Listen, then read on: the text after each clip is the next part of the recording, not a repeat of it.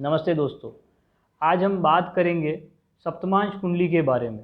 सप्तमांश कुंडली क्यों देखी जाती है, सप्तमांश कुंडली का देखने का पर्पस क्या होता है, सप्तमांश कुंडली से हम किस किन बातों पर विचार किया जा सकता है, क्या क्या चीज़ें हम वहाँ से पता कर सकते हैं।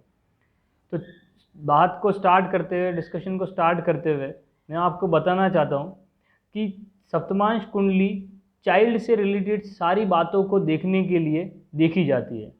बेसिकली चाइल्ड से रिलेटेड जो बात देखनी होती है, लग्न कुंडली में 5th हाउस जो होता है वो चाइल्ड से रिलेटेड बातों को देखने के लिए होता है। मगर जब हमको चाइल्ड से रिलेटेड डिटेल्ड एनालिसिस करना होता है तब हम सप्तमांश कुंडली को देखते हैं। और सप्तमांश कुंडली को कैसे देखा जाता है इसके बारे में हम बात करते हैं। चर्चा को हम स्टार्ट करें उससे पहले मैं चाहता हूं कि आप चैनल को सब्सक्राइब कर लीजिए, जिससे कि हम आगे जो वीडियो बनाएंगे उसका नोटिफिकेशन आपको आता रहे और वो आप आराम से देख पाएँ। तो अब स्टार्ट करते हैं बात। सप्तमांश कुंडली में क्या क्या कौन कौन से हाउसेस को देखना चाहिए और क्या क्या चीज़ें उनमें एनालिसिस करनी चाहिए। अगर आपको फर्स्ट चाइल्ड से रिलेटेड देखना है, चाहे उसमें कैसे देखते हैं मैं आपको बता देता हूँ। फर्स्ट चाइल्ड के बारे में देखना है तो आपको सप्तमांश कुंडली का 5th हाउस देखना है, सेकंड चाइल्ड देखना है तो 7th हाउस देखना है, और थर्ड चाइल्ड देखना है तो आपको 9th हाउस देखना है। इसी तरीके से अगर उसके बाद वाला चाइल्ड देखना है तो 11th, मतलब कि कहने का मतलब जिस 5th से 3rd हाउस मतलब 5th 6th और 7th, 7th से 3rd हाउस 7th 8th और 9th, 9th से 3rd हाउस 9th 10th और 11th। इसी तरीके से अगर जितने भी चाइल्ड के बारे में आपको देखना है तो इस तरीके से एनालिसिस होगा। सबसे अब हम बात करते हैं कि सप्तमांश कुंडली देखी कैसे जाती है। सप्तमांश कुंडली को देखने के लिए सबसे पहले आपको सप्तमांश का फर्स्ट हाउस देखना होगा कि फर्स्ट हाउस में कौन कौन से प्लैनेट्स वहाँ पर बैठे हुए हैं। उसके बाद आपको देखना होगा कि फर्स्ट हाउस का जो लॉर्ड है वो कहाँ पर बैठा है। फर्स्ट हाउस का लॉर्ड कौन कौन सा हाउस, केंद्र में बैठा है, त्रिकोण में बैठा है, सेकंड हाउस में बैठा है, 11th हाउस में बैठा है, 6th 8th या 12th में बैठा है, किस हाउस में बैठा है वो देखना होगा, क्योंकि उसका एक अलग इम्पॉर्टेंस है वो देखने का। अगर वो अच्छे हाउसेज में प्लेस्ड है तो वो अच्छे रिजल्ट देगा। और लॉर्ड, लग्न लॉर्ड जो है, फर्स्ट हाउस का जो लॉर्ड है, सप्तमांश का जो फर्स्ट हाउस का लॉर्ड है वो किन प्लैनेट्स के साथ बैठा है, क्या वो मेलेफिक या खराब प्लैनेट्स के साथ बैठा है या वो अच्छे प्लैनेट्स के साथ बैठा हुआ है। उसके बाद हमको देखना है कि उस प्लैनेट के ऊपर कौन कौन से अच्छे ग्रहों की दृष्टि पड़ रही है और कौन कौन से बुरे ग्रहों की दृष्टि पड़ रही है।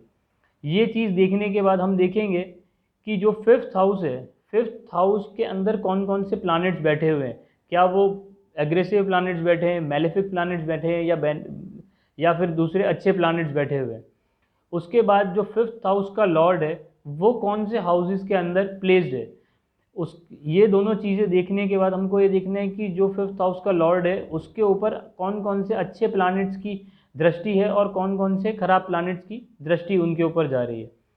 ये सारी चीज़ें देखने के बाद में हम प्रॉपर्ली एनालाइज कर सकते हैं कि किस तरीके से चाइल्ड रहेगा, वो किस तरीके का रहेगा, उसका नेचर किस तरीके का रहेगा, वो क्या तरीके का अपनी लाइफ में करेगा।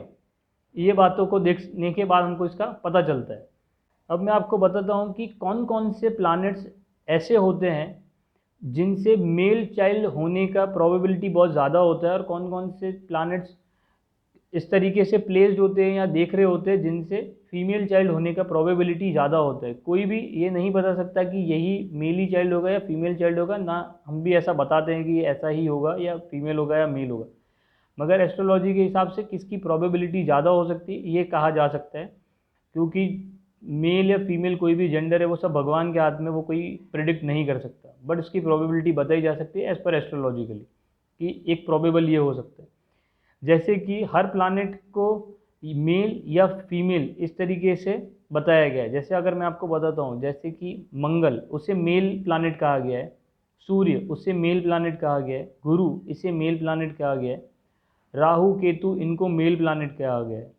और फीमेल प्लैनेट्स में जैसे मून, चंद्रमा इसे फीमेल प्लैनेट कहा गया है, शुक्र इसे फीमेल प्लैनेट कहा गया है, बुध इसे फीमेल प्लैनेट कहा गया है। और जो शनि है उन्हें ना तो मेल कहा गया है और ना फीमेल कहा गया है इस प्लैनेट को। तो अगर आपके लग्न पे ज़्यादा मेल प्लानट्स हैं या मेल प्लानट्स वहाँ पर प्लेस्ड हैं, यहाँ पर उनकी दृष्टि ज़्यादा है, या फिर आपके 5th हाउस में अगर आप फर्स्ट चाइल्ड का एनालिसिस कर रहे हैं तो आपके 5th हाउस पे मेल प्लानट्स हैं प्लेस्ड हैं, या मेल प्लानट्स की प्लेसमेंट या दृष्टि ज़्यादा है, तो मेल चाइल्ड होने की प्रोबेबिलिटी बहुत ज़्यादा है।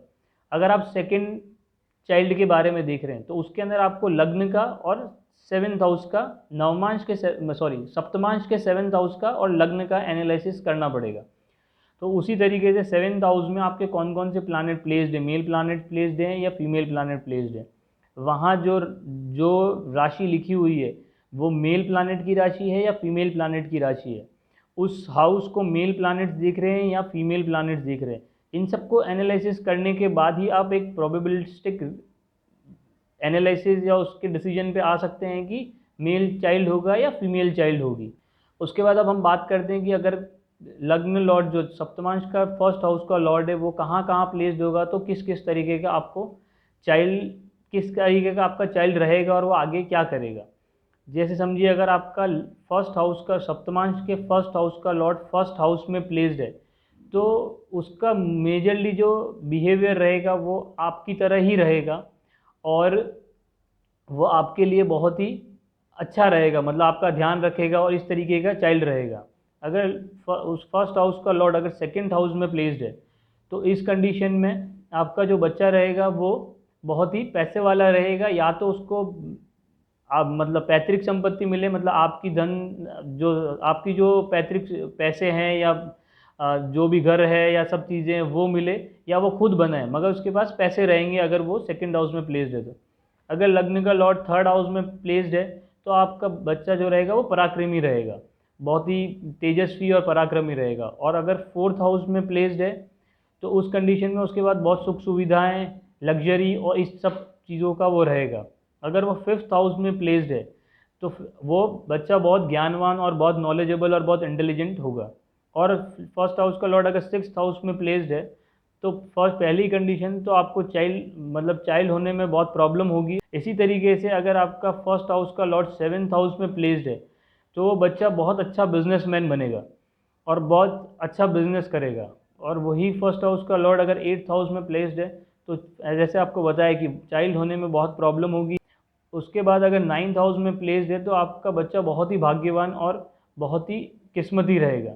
और इसी तरीके से अगर आपका फर्स्ट हाउस का लॉर्ड अगर 10th हाउस में प्लेस्ड है तो बच्चा जो भी कर्म करेगा, या तो जॉब में रहेगा या बिजनेस में रहेगा, जिस तरीके का भी वो कार्य करेगा उसमें वो बहुत सक्सेसफुल रहेगा।